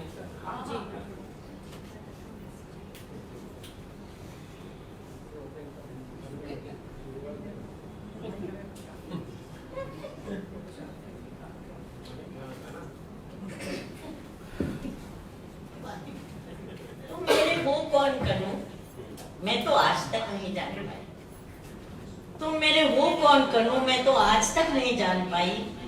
बार बार मुझसे मेरे मन ने आग्रह से, विस्मय से, तन्मयता से पूछा है, ये कनु तेरा कौन है, पूछ तो। बार बार मुझसे मेरी सखियों ने व्यंग से, कटाक्ष से, कुटिल संकेत से पूछा है, कनु तेरा कौन है री, बोलते क्यों नहीं। बार बार मुझसे मेरे गुरुजनों ने कठोरता से, अप्रसन्नता से, रोष से पूछा है, ये खान आखिर तेरा कौन है। मैं तो आज तक कुछ नहीं बता पाई, तुम मेरे सचमुच कौन हो। अक्सर जब तुमने बाला पूछने के लिए कटीले झाड़ों में चढ़ चढ़ कर मेरे लिए श्वेत रत्नारे करोंदे तोड़कर मेरे आंचल में डाल दिए हैं, तो मैंने अत्यंत सहज प्रीति से गर्दन झटकाकर वेणी झुलाते हुए कहा है, कनु ही मेरा एकमात्र अंतरंग सखा। अक्सर जब तुमने दावाग्नि में सुलगती डालियों, फूटते वृक्षों, हैराते हुई लपटों और घूमते हुए धुएं के बीच निरुपाय असहाय बावली से भटकती हुई मुझे साहस पूर्वक अपने दोनों हाथों में फूल की थाली से सहेज कर उठा लिया और लपटे चीर कर बाहर ले आए, तो मैंने आदर, आभार और प्रगाढ़ स्नेह से भरे भरे स्वर में कहा है, कान मेरा रक्षक है, मेरा बंधु है। जाकर मुझे बुलाया है और मैं मोहित मृगी सी भागती चली आई हूँ और तुमने मुझे अपनी बाहों में कस लिया है, तो मैंने डूब कर किया कहा है, कनु मेरा लक्ष्य है, मेरा आराध्य, मेरा गंतव्य। पर जब तुमने दुष्टता से अक्सर सखी के सामने मुझे बुरी तरह छेड़ा है, तब मैंने खींच कर, आंखों में आंसू भरकर, शब्द खा खा कर सखी से कहा है, कान्हा मेरा कोई नहीं, कोई नहीं है, मैं कसम खा कर कहती हूँ, मेरा कोई नहीं। पर दूसरे ही क्षण जब घनघोर बादल उमड़ आएंगे और बिजली तड़पने लगी है और घनी वर्षा होने लगी है और सारे वन पर धुंधला कर छिप गए हैं, तो मैंने अपने आंचल में तुम्हें दुबका लिया है, तुम्हें सहारा दे देकर अपनी बाहों में घेर गांव की सीमा तक ले आई हूँ। और सच सच बताऊं तुझे कनु सांवरे कि उस समय मैं बिल्कुल भूल गई हूँ कि मैं कितनी छोटी हूँ और तुम वही कान्हा हो जो सारे वृंदावन को जल प्रलय से बचाने की सामर्थ्य रखते हो, और मुझे केवल यही लगा है। और जब मैंने सखियों को बताया कि गांव की सीमा पर चितवन की छांव में खड़े होकर ममता से मैंने अपने वक्ष में उस छोने का ठंडा माथा दुबका कर अपने आंचल में उसके घने घुंघराले बाल पोंछ दिए, तो मेरे उस सहज उद्गार पर सखियां क्यों कुटिलता से मुस्कुराने लगी, कि मैं आज तक नहीं समझ पाई। लेकिन जब तुम्ही ने बंधु तेज से प्रदीप्त होकर इंद्र को लगा है, तो मुझे अकस्मात लगा है कि मेरे अंग अंग से ज्योति टूटी पड़ रही है। तुम्हारी शक्ति तो मैं हूँ, तुम्हारा संबल, तुम्हारी योग माया इस निखिल पारावार में ही परिव्याप्त हूँ, विराट, सीमाहीन, अदम्य, दुर्दान। किंतु दूसरे ही क्षण जब तुमने वेतस्रता कुंज में गहराती हुई गोधूली बेला में आम के एक बौर को चूर चूर कर धीमे से अपनी चुटकी में भरकर मेरे सीमंत पर बिखेर दिया, तो मैं हतप्रभ हो गई। मुझे लगा कि इस निखिल पारावार में शक्ति से, ज्योति से, गति से फैली हुई मैं अकस्मात सिमट आई, सीमा में बंध गई। ऐसा क्यों चाहा तुमने कान? पर जब मुझे चेत हुआ तो मैंने पाया कि हाय सीमा कैसे, मैं तो वो हूँ जिसे दिग्वधु कहते हैं, कालवधु। समय और दिशाओं की सीमाहीन पगडंडियों पर अनंत काल से अनंत दिशाओं में तुम्हारे साथ साथ चलती चली आ रही हूँ, चलती चली जाऊंगी। इस यात्रा का आदि न तो तुम्हें स्मरण है न मुझे, और अंत तो इस यात्रा का है ही नहीं मेरे सहयात्री। पर तुम इतने निठुर और इतने आतुर हो, तुमने चाहा कि मैं इसी जन्म में, इसी थोड़ी सी अवधि में जन्म जन्मांतर की समस्त यात्राएं फिर से दोहरा, और इसीलिए संबंधों की इस घुमावदार पगडंडी पर क्षण क्षण पर तुम्हारे साथ मुझे इतने आकस्मिक मोड़ लेने पड़े हैं कि मैं बिल्कुल भूल ही गई हूँ कि अब मैं कहाँ हूँ और तुम मेरे कौन। और इस निराधार भूमि पर चारों ओर से पूछे जाते हुए प्रश्नों की बौछार से घबराकर मैंने बार बार तुम्हें शब्दों के फूल पास में चकरना चाहा है। सखा, बंधु, आराध्य, शिशु, दिव्य, सहचर्य, और अपने को नई नई व्याख्याएं देनी चाहिए। सखी, साधिका, बांधवी, माँ, वधू, सहचरी, और मैं बार बार नए नए रूपों में उमड़ उमड़ कर तुम्हारे तक आई, और तुमने हर बार अथाह समुद्र की भांति मुझे धारण कर लिया, विलीन कर लिया, फिर भी अपूर्ण बने रहे। मेरे सांवले समुद्र, तुम आखिर हो मेरे कौन? मैं ऐसी कभी माफ क्यों नहीं पाती?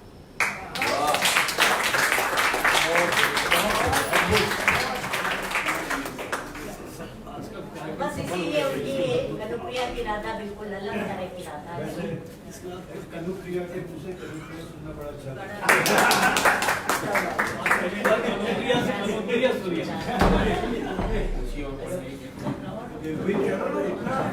मतलब जिस तरह से है ना, तब समय मुझे क्यों नहीं कनुप्रिया का दूसरे कनुप्रिया सुनना ऐसा है, आज सभी की इच्छा है आपको सुनने की, तो क्या पौने 7 बजे दूसरी बुकिंग है। मैंने उनसे 2 बार निवेदन किया, तो उन्होंने कहा दूसरे की बुकिंग, तो आज सभी आपको सुनते तो बहुत अच्छा लगेगा। नहीं, अपना कार्यक्रम आगे करिए। नहीं, आज आपको सुनते अच्छा है ना, क्योंकि हमारी 3:30 बजे से बुकिंग रहती है हमारी।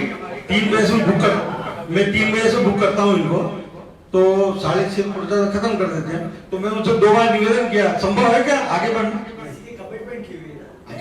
तो आप ही सुनाइए, आज सभी की इच्छा है कि आप ही सुनाइए ना, प्लीज।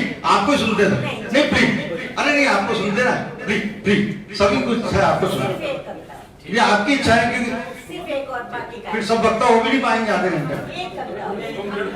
अरे तो बैठो से आप सब वक्ता नहीं हो पाएंगे, फिर आपकी जवाबदारी 6:30 बजे। हाँ, फिर आपकी जवाबदारी, फिर 2 बार निवेदन किया उनसे, उन्होंने माना नहीं।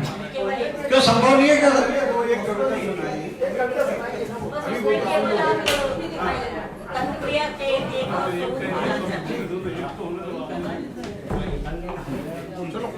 क्योंकि इसमें देखिए, इस कनुप्रिया में जितना कुछ है, ये वाली भी चीज भारती जी भी यही कहते थे कि जो स्त्री के जितने भी स्वरूप हो सकते हैं वो मैं सब तुम्हारे अंदर देखता हूँ, और सारे स्वरूप जिए हैं, उसी तरीके से जिए हैं। बल्कि नाम अलग अलग स्वरूप के हिसाब से मेरे नाम भी बदलते रहे। अगर वो पत्नी रूप में मुझे याद कर रहे हैं तो सूर्या कहते हैं, और अगर प्रेमिका रूप में याद कर रहे हैं तो मुझे राधन कहते हैं।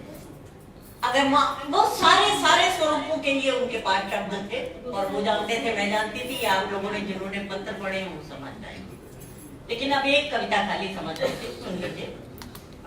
शब्द अर्थहीन, बस इस सार्थकता को तुम मुझे कैसे समझाओगे करो? शब्द शब्द शब्द मेरे लिए सब अर्थहीन, यदि वे मेरे पास बैठकर मेरे रूखे कुंतलों में उंगलियां उलझाए हुए तुम्हारे कांपते अधरों से नहीं निकलते। शब्द शब्द शब्द, कर्म, स्वधर्म, निर्णय, दायित्व, मैंने भी गली गली सुने नहीं शब्द। गीता में यही शब्द हैं, कर्म, स्वधर्म, निर्णय, दायित्व, मैंने भी गली गली सुने हैं ये शब्द। अर्जुन ने इनमें चाहे कुछ भी पाया हो, मैं इन्हें सुनकर कुछ भी नहीं पाती प्रिय। सिर्फ राह में ठिठक कर मैं इन्हें सुनकर कुछ भी नहीं पाती प्रिय। सिर्फ राह में ठिठक कर तुम्हारे उन अधरों की कल्पना करती हूँ जिनसे तुमने ये शब्द पहली बार कहे। तुम्हारा सांवला लहराता हुआ जिस्म, तुम्हारी किंचित मुड़ी हुई शंख ग्रीवा, तुम्हारी उठी हुई चंदन बाहें, तुम्हारी अपने में डूबी हुई अधखुली दृष्टि, धीरे धीरे हिलते तुम्हारे जादू भरे होठ। मैं कल्पना करती हूँ कि अर्जुन की जगह मैं हूँ, और मेरे मन में मोह उत्पन्न हो गया है, और मैं नहीं जानती कि युद्ध कौन सा है और मैं किसके पक्ष में, और समस्या क्या है, और लड़ाई किस बात की है। लेकिन मेरे मन में मोह उत्पन्न हो गया है, क्योंकि तुम्हारे द्वारा समझाया जाना मुझे बहुत अच्छा लगता है। क्योंकि तुम्हारे द्वारा समझाया जाना मुझे बहुत अच्छा लगता है, और सेनाएं स्तब्ध खड़ी हैं और इतिहास स्थगित हो गया है, और तुम मुझे समझा रहे हो। कर्म, स्वधर्म, निर्णय, दायित्व, शब्द शब्द शब्द मेरे लिए नितांत अर्थहीन है। मैं इन सब के परे अपलक तुम्हें देख रही हूँ, हर शब्द को अंजूरी बनाकर बूंद बूंद तुम्हें पी रही हूँ कि एक एक मूर्छित संवेदना को धधका रहा है और तुम्हारे जादू भरे होठों से रजनीगंधा के फूलों की तरह टप टप शब्द झड़ रहे हैं, एक के बाद एक के बाद एक। कर्म, स्वधर्म, निर्णय, दायित्व मुझ तक आते आते सब बदल गए। कर्म, स्वधर्म, निर्णय, दायित्व मुझ तक आते आते सब बदल गए हैं। मुझे सुन पड़ता है केवल राधन राधन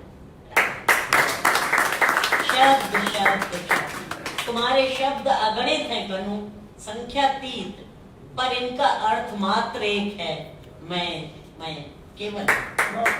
फिर इन शब्दों से मुझी को इतिहास कैसे समझाओगे कनु?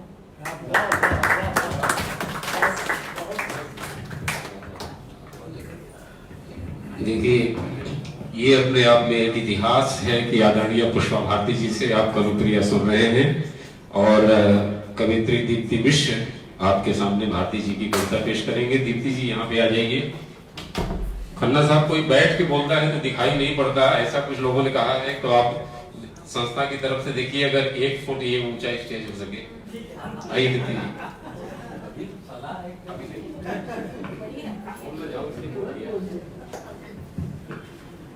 उनको दान करना पड़ता है संस्था, दान करवा दीजिए।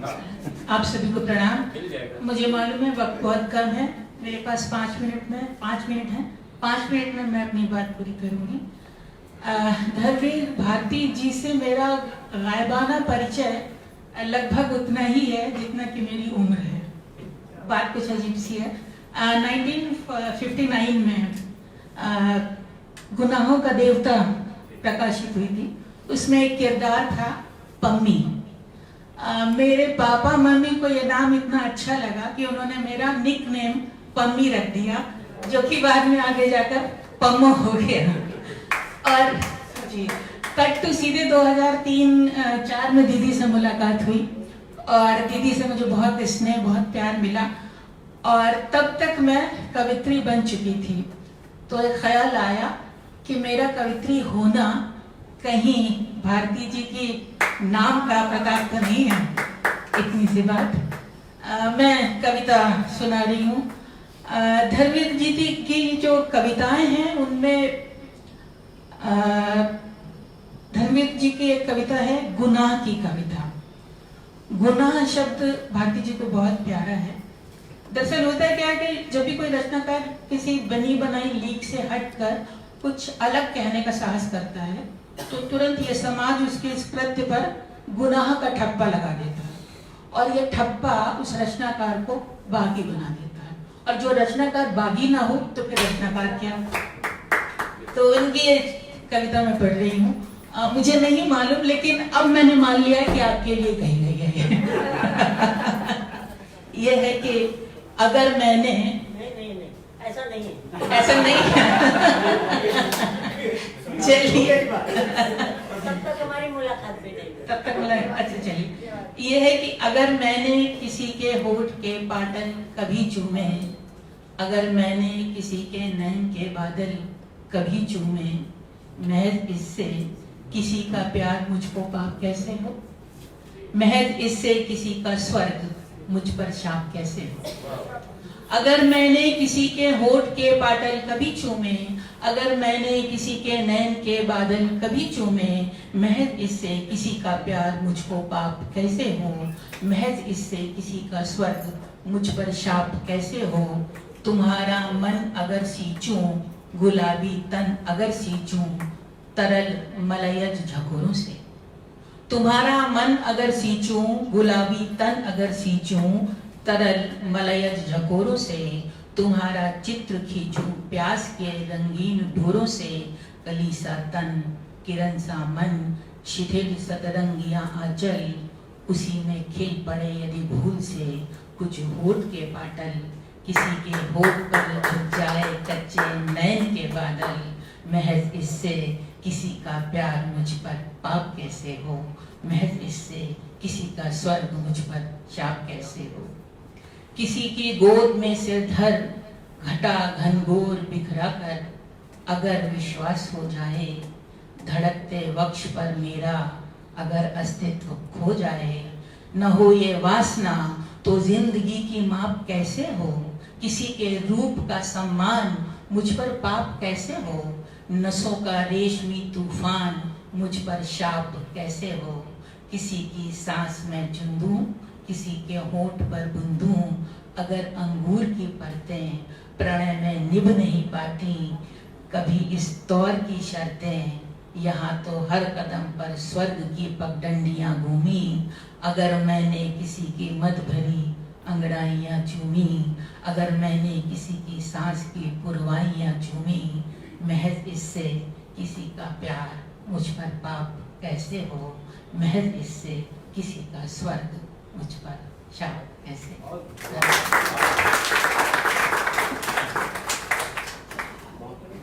धन्यवाद दीप्ति जी, बहुत अच्छा, बहुत अच्छा है ना। सिनेमा में कहा जाता है आपकी टाइमिंग बहुत अच्छी है। देखिए बात क्या है कि ये कोई ऐसा सेमिनार नहीं है कि जिसमें 22 मिनट का अभिपत्र पढ़ा जाए, है ना। ये पारिवारिक बहुत आत्मीय माहौल में हो रहा है, अपना कार्यक्रम आत्मीय। जितने भी लोग मंच पे हैं सबका जो है भारती जी से बहुत आत्मीय रिश्ता रहा। तो मैं श्रोताओं को उनको छोड़ रहा हूं अपने विवेक से। सामने एक घड़ी भी है जो दिखाई पड़ती है। तो सबसे पहले मैं आदरणीय सूर्यबाला जी से निवेदन कर रहा हूं कि अपनी बात की शुरुआत करें। कितने मिनट?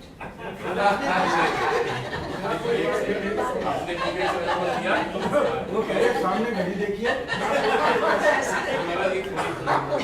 खड़ी होके बोलेंगे ज्यादा शायद। पीछे लोग शिकायत करते हैं कि वहाँ बैठने से दिखाई नहीं पड़ता।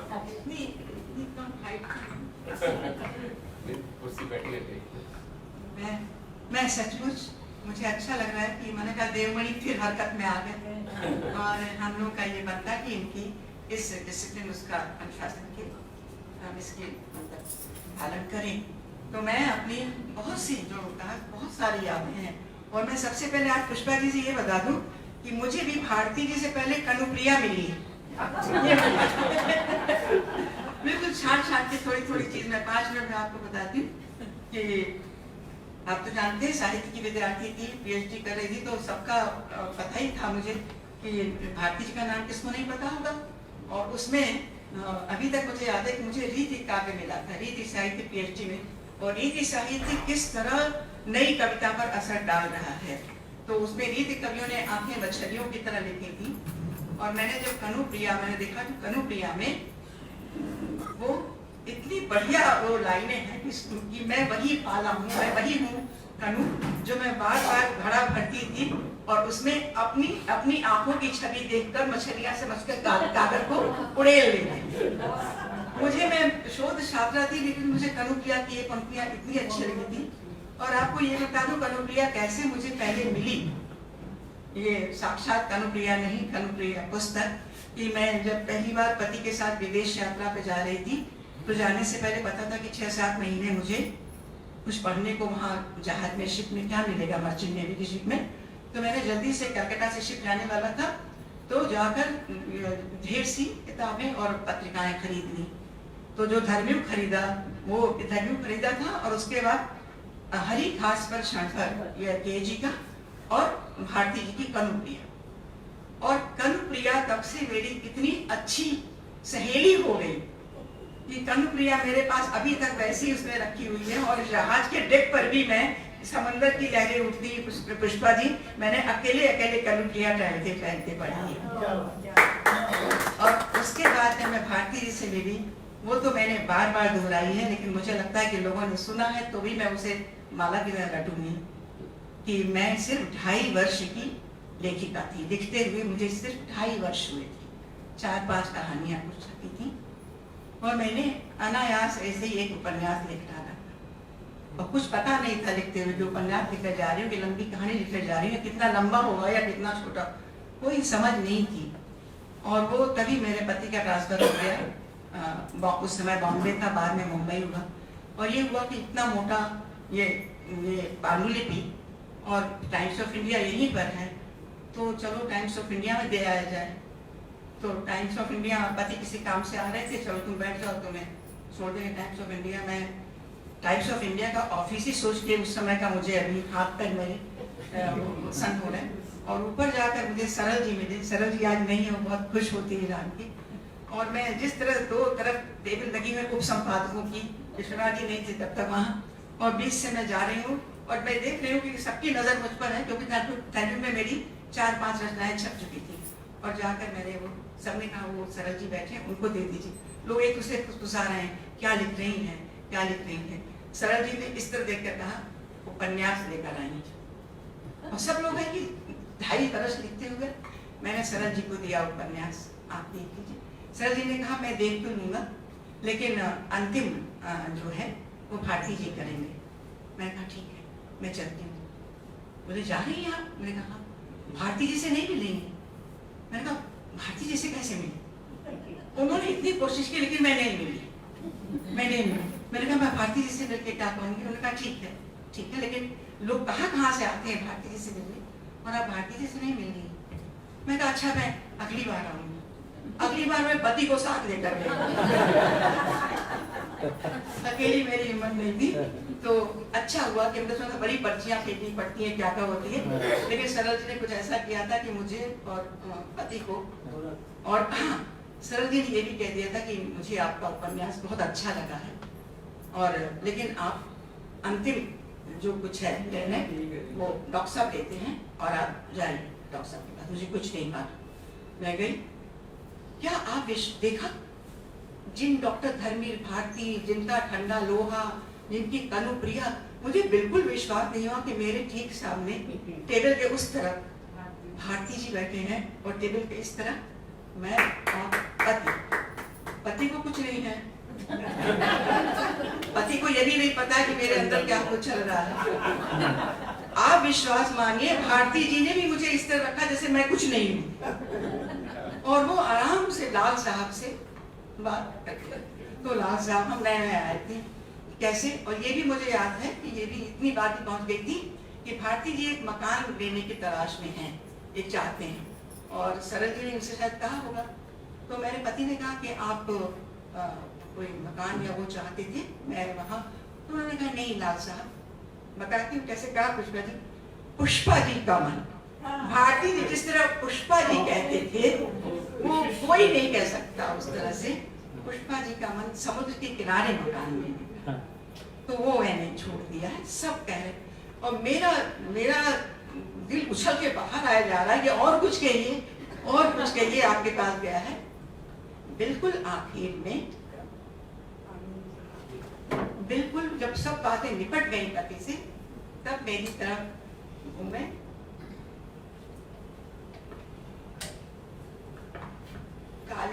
काले फ्रेम का चश्मा, सिगार इधर रखी, एक बार देखा, आपसे कैसे बताऊं कि इतना स्नेह, ममता, चुहल और अनुशासन और शरारत, इतनी सारी एक चीज, उसके ऊपर सबसे बड़ा अनुशासन। कुछ नहीं, नमस्ते, कैसी हैं, क्या है, कुछ नहीं। आपका उपन्यास मुझे अच्छा लगा, शायद बहुत पहले रुक गए। आपका उपन्यास मुझे अच्छा लगा, इसे मैं धर्म रूप में दे रहा हूं, लेकिन मैं चाहता था कि आप इसका तीसरा खंड जो है, शिवा मेरे संदीप का तीसरा खंड, इसका तीसरा खंड आप जरा एक बार फिर से देखें। अंदर एकदम से यूं ही कि ये तो देवडोर छूट रही है, अब इसको पकड़ूं कैसे, जाने कैसे डरते डराते अंदर से निकल आया। अगर मैं देख लूं और फिर भी कुछ खास न कर पाऊं तो ऐसे देखो, तो मैं इसे ऐसे ही छापूंगा।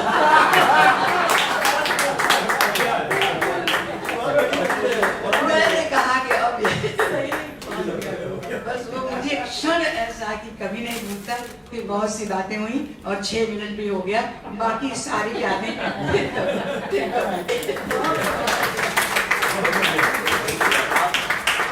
फिर आपको मैं ये बताती हूँ, क्या आप सोच सकते हैं ये 2.5 बरस से लिखने वाली खाली एक लेखिका को जो जिस उपन्यास को भारती जी ने किया था, वो उपन्यास एक दूसरा युवा संपादक 45 साल बाद उस उपन्यास को कालजयी रचना कह करके फिर से प्रकाशित कर रहा है। ये सारा वो भारती जी का। ये कार्यक्रम भारती जी की जो है पुण्यतिथि यानी याद में हो रहा है, और हम लोग भारती जी के जन्मदिन भी मनाएंगे। सुरवाला जी आपको दोबारा बुलाएंगे, दोबारा सुनेंगे, है ना। पनवेल से पधारे हैं वरिष्ठ पत्रकार प्रीतम कुमार त्यागी जी। प्रीतम जी, मैं प्रणाम करता हूं आपको, आप यहाँ आए उतनी दूर से, धन्यवाद। देखिए, विज्ञापन की दुनिया से जुड़ी हैं रेखा निगम जी, और उसमें इतने कम शब्दों में काम लिया जाता है, आदमी बोलता है हमारा बजाज, और उतने में काम चल जाता है। तो रेखा जी ने परिणीता फिल्म के डायलॉग भी बड़े सुंदर लिखे। मैं रेखा निगम जी को आमंत्रित कर रहा हूँ। उसके बाद में फिल्में लिख रही जो कि 3 घंटे वो कहीं वो जन्मदिन पे हमारा बाजार में हमारे भारतीय जी नहीं, अब तो आज तो अंकल जी की बातें होंगी, और बहुत कुछ तो सभी लोग कह चुके हैं, और अंकल जी को हम तो अंकल जी कहेंगे तभी और कुछ कहा नहीं। पर अंकल जी 2 व्यक्ति थे हमारे लिए। एक तरफ परिवार के इतने आत्मीय, इतने अभिन्न अंग, मतलब उनकी मुस्कुराहट एक स्नेहाशीष बनकर हमारे पूरे परिवार पर आज भी छाई है, और उनकी जो बातें, उनकी खुशबू अभी तक हम लोग याद करते हैं। बहुत सारी उनकी बातें याद रहती, तो हम उसी इस पर बात करेंगे। ये जरूर है कि हम लोग जब साहित्य से प्रेम होना शुरू हुआ तो उनके साहित्य का रूप को पहचाना हम लोगों ने, और उसको भी बहुत बहुत बहुत प्यार किया। लेकिन आज उस पर इतनी चर्चा हो चुकी है कि उस पर बात करके हम और क्या ऐड कर सकते हैं। 1-2 बातें उससे भी संबंधित कहेंगे, लेकिन सबसे बड़ी जो बात है कि अंकल जी डैडी से मिले थे करीब सन 58 या 57 में शायद। वो लोग साथ में पेइंग गेस्ट थे कुलाबा की एक इमारत में, तो वहां से उनकी दोस्ती हुई थी, लेकिन हम लोग बस उनके बारे में सुना करते थे। जब ये लोग साहित्य समाज में रहने आ गए, ये परिवार, तब हम लोगों ने उनको जाना।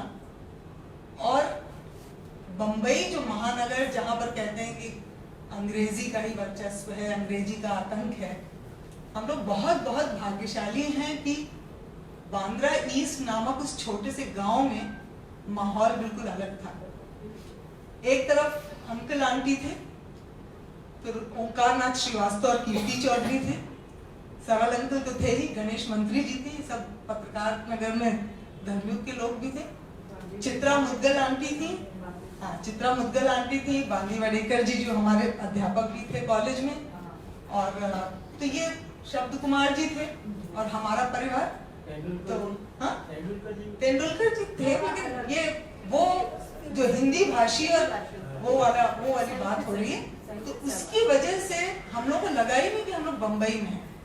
वो एक छोटा सा गांव था, जब कभी वहां खाना बनता था, कभी हमारे यहाँ, कभी कीर्ति आंटी के यहाँ, कभी स्वरूप अंकल के यहाँ, कभी म्यूजिक की महफिल होती थी, कभी लोक संगीत की, और अंकल जी की इतनी बड़ी लाइब्रेरी थी, तो वहां तो इतनी महफिलें सजती थी, इतने गजलकारों को हम लोगों ने सुना, गायकों को सुना, वहां कितने बड़े बड़े साहित्यकारों से परिचय हुआ, पता भी नहीं चला कि हुआ है। और वो जो था माहौल, वो जो साहित्य रमा हुआ था, अंकल जी को हमारी दादी से बहुत प्यार था, और वो जब आते थे तो बड़े दुलार से, मनोहार से पान की फरमाइश करते